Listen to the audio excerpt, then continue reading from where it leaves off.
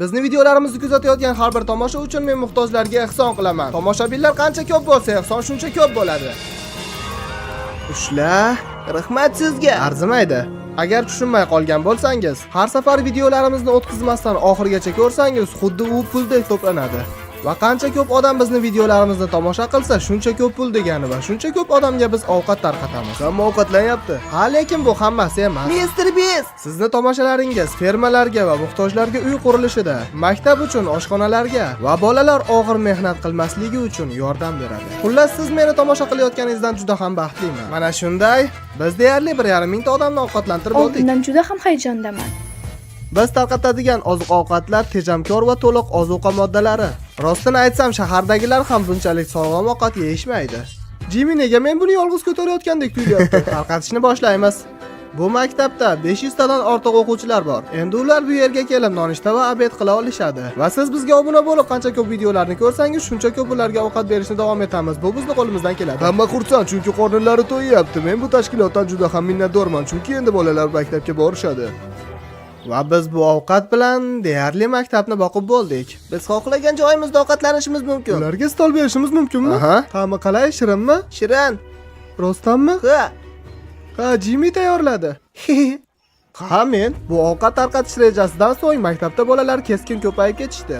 Shu sabab xonalarni ta'mirlamasak bo'lmaydi. Xonalarda stol-stullar kamligi sababli bolalar hattoki toshlarda o'tirishadi. Bitta stolda 4 ta bola o'tirmasligi kerak. Ha, faqat 2 kishi uchun mo'ljallangan. Rostdanmi? So'rangchi bolalarga yangi stol kerakmi? Ningependa kuletewa desk mpya. Men hozir qaytaman. Jigarlarim, biroz vaqtlarini olaman, o'tkazib yubormaysizlar. Videoga qo'llab-quvvatlash maqsadida like bosishdan chiqmasdan pastga tushib bitta tekshirib qo'ying, like bosdingizmi yo'qmi? Televizorda ham bossa bo'ladi. Obuna ham bo'ladi televizorda ham. Bitta oqtarib ko'ringlar. Iloji bor, men obuna bo'lib ko'rganman. Va Telegram kanaliga ham obuna bo'lib qo'yasizlar, sizlarga kerakli narsalar bor. Bo'lmasa vaqt ko'p cho'zmasdan videoga like bosgan holatda qani ketdik. Olib kela qoling. Yangi stollar olib keldik. Va endi yangi o'quvchilarga ham o'tirish uchun joy yetadi. Xursandliklarini qarang. Tushirishga ketdik. Menga bu video yoqyapti. To'g'ri, biz buni his qilishimiz qiyin. Biz bunaqa narsalarni xuddi bo'lishi kerakdek tasavvur qilamiz. Bu oddiy stol, toshda o'tirmasliklari uchun. Bu yerda unutilmas lahzalar. Rahmat, Jimmy, sendan minnatdormiz. Yordamingiz uchun rahmat bolalar. Ular deyarli toshib bo'lishibdi. Ha. Yangi stolga tayyormisiz? Ha. Tushunish mumkin, barcha bolalar har kuni ovqatlanish olmaydi. Bunaqa oshxonada. Shu uchun biz yangi oshxona qurdik. Va ulardan tashqari maktabni ta'mirlayapmiz. Suv uchun bachoklar joylashtirdik. Mana bu yerga teplitsa qurdik va kamerani mana bu yerga ferma qildik. Biz maktabni to'liq jihozladik. O'quvchilar oqimi tufayli maktabga qo'shni bo'lgan mana bu katta ferma bilan birga ishlaymiz.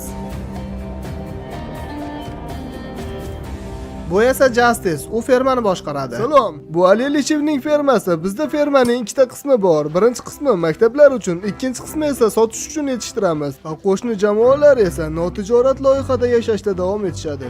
Bu yerdagi fermalarda barcha ishlarni qo'l mehnati bilan qilish kerak. Maktabni ovqat bilan ta'mirlash juda og'ir mehnat bo'lmasligi uchun biz yangi traktor olib kelib berdik. Ishonish qiyin. Endi barcha qo'l mehnatlardan kechib shunchaki traktorni ishlatish mumkin.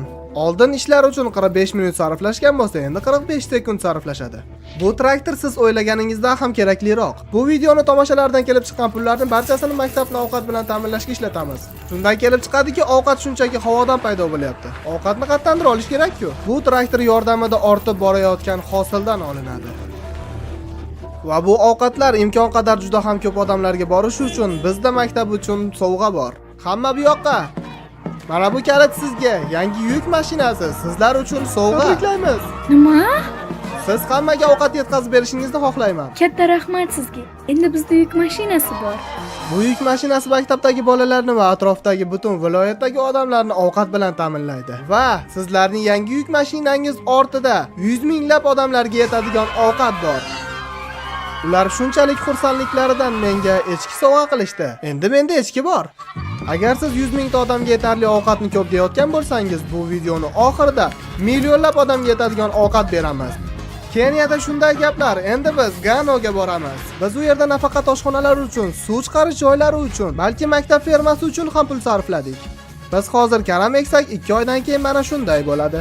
Biz talabalarni shu kichik ferma orqali boqa olamiz. Juda zo'r. Ammo bu Gana bu fermasi bilan maqtana olmaydi, chunki bu atrofda millionlab odamlar bor. Bu dehqonlar deyarli barcha odamlar kakao yetishtirishadi. Va afsuski, bolalar ham. Ular oila daromadi uchun muhim rol o'ynaydilar. 5 tadan 4 ta o'quvchi maktabdan oldin kakao fermasida ishlaydi, to'g'rimi? Ha, Ular og'ir mehnatdan keyin shunchaki bepul ovqat yeyish uchun kelishadimi maktabga? ha. Bolalar maktabga asosan qorin to'yg'azish uchun kelishadi va majbur shu yerda o'qish uchun qolishadi. Va biz bolalar maktabda qolish uchun yana bir sabab o'ylab topdik. Mana sizlarga yangi sigirlar. Biz o'nlab hayvonlar sotib oldik oilalarga tarqatish uchun. Bolalarini maktabga jo'natishga qo'shimcha pul uchun ular fermada ishlashadi. Ertaga ularni maktabda birinchi kuni bo'ladi. Ha. Tabriklayman. Lekin shuncha hayvonni bir oilaga berish mumkin emas. Men Tariqqa telefon qilgan edim. Bu xato bo'libdi. Tariq, birdaniga 10 ta echki olib kel. O, qancha echki? Qancha echki? Voy echkilar, yura qoling, yura qoling. Hoy, to'xta. To'xta, voy echkilar, qochib ketishyapti.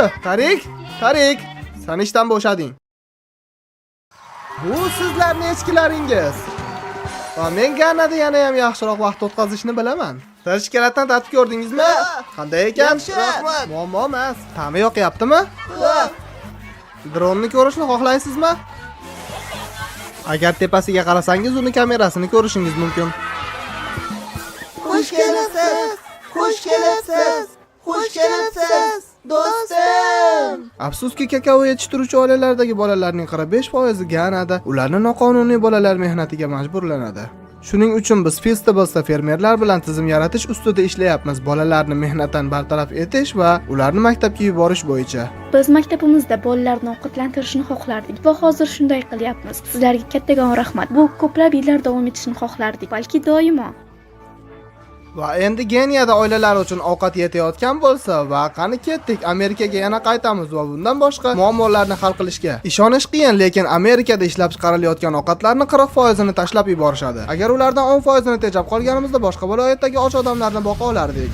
Mana biz Filadelfiyadagi ulgurji sabzavot bozoridamiz. Bu Amerikadagi eng yirik oziq-ovqat bozorlaridan biri. Har yili 10 million futga yaqin sotilmagan mahsulotlar axlatga tashlanishi mumkin.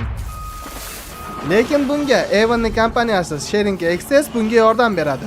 Agar sota olmasangiz, eng oddiy ish uni tashlab yuborish. Misol uchun mana bu kartoshkani olaylik. Magazinlar aytishi mumkin, "Xo'y, buni muddati 1 oydan kam qolgan. Bizga kerak emas." Ha, siz esa, "Xo'y, nega uni och qolganlarga bermaysiz?" Ha, to'g'ri, nega shunday o'ylashmaydi? Mana shu Evanning kompaniyasi Sharing Access tonnalab axlatga tashlanadigan mahsulotlarni yaxshisidan ajratishadi. Nimani izlaymiz? Bu menimcha yaxshi. Agar yaxshi bo'lsa, mana bu yerga soling. Yaxshi. Bu esa bu unchalik emas. Unchalik emas axlatga. Tushunarli. Bori shumi? Ha? Og'ir ish bo'lganda hech kim qilmagan bo'lardi. Shoshma Toriq, nega seniki kichkina? Meniki esa eng kattasiga o'xshaydi. Nima aytayotganingni hamma tushundi. Xolos, seniki esa teshab. U burilgan. Barcha bolalar bu qorqaloqlar shunday bo'lishini xohlaydi. Bu yerdagi barchasi ovqatlar bu binodan bugun ehson bo'lib chiqib ketadi. Aslida bundan ko'p bo'lish kerak. Shunchaki bizda yuk mashinalari yetishmaydi. Bizga ko'proq yuk mashinalari kerak. Bu bozorda oziq-ovqat mahsulotlari juda ham ko'p. Hatto Sharing Access ham yomon bo'lishidan oldin bularni tartibga solishga ulgurmaydi. Lekin ularda hatto yana bir dona yuk mashinasi bo'lsa ham yiliga 3000 tonnagacha oziq-ovqat saqlab qolish mumkin. Menimcha nima qilmoqchi bo'lganimni tushunib oldingiz. Lekin men tayyorlab qo'ygan sovg'amdan Evanning hali xabari yo'q. Evan, ko'zlaringni yech va orqangga o'giril. Mana seni yangi yuk mashinang. Va siz yana shu videoni tomosha qilayotganingiz sababli Sharing Access'ga ko'proq pul berishimizga siz yordam qilayotgan bo'lasiz. Chunki bu yuk mashinasini uzoq yillar ovqat bilan to'ldirishlari uchun. Lekin men sizga yana bir narsani qo'shimcha qila olaman. Bu bergan yuk mashinamiz bir kunda qancha yordam qila oladi? Bu yerda har kuni muhtojlar uchun mazali taom tayyorlashadi. Siz bu ko'rib turgan ovqatingiz tashlab yuborilishi mumkin edi. Endi u muhtojlar uchun tushlik. Juda ajoyib. Va mana, biz 600 ta odamni boqdik. Lekin hali yuk mashinamizda yangi ovqatlardan tonnalab bor. Ochiq muzlatgichlar uchun va to'g'ridan to'g'ri muhtojlar uchun, ko'chada tarqatish uchun va hattoki Shimoliy Karolinadagi o'z tadbirimiz uchun.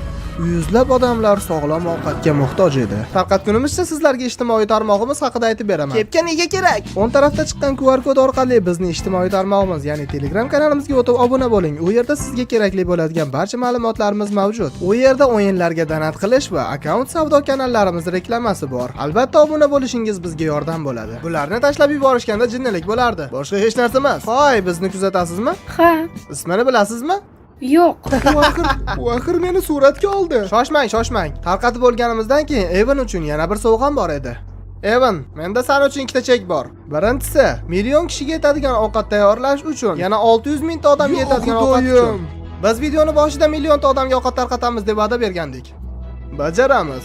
Va keyingisi videoni oxirida hali bilmayman. Video qancha tomosha qilinsa, ungacha bo'sh chekni ushla. Qancha tomosha bo'lsa topilgan pulni senga chek qilib yuboraman. Sen yana ko'p odamga ovqat berishing uchun. Xudoyim, bolalar, bu videoni oxirigacha ko'ring, chunki biz ko'p odamlarga ovqat berishimiz kerak. Bu yerdagi pul qancha bo'lishi sizlarga bog'liq. Qani ketdik. Ekraningiz o'rtasida dumaloq qoqib chiqqan kanalimizga ham obuna bo'lib qo'ying. Bu bizning yangi Shuko Live kanali. Bu yerda sizlar uchun tez orada qiziqarli jonli efirlar o'tkazamiz. Ekran chetida chiqqan videolarni ham tomosha qilishga tavsiya beraman.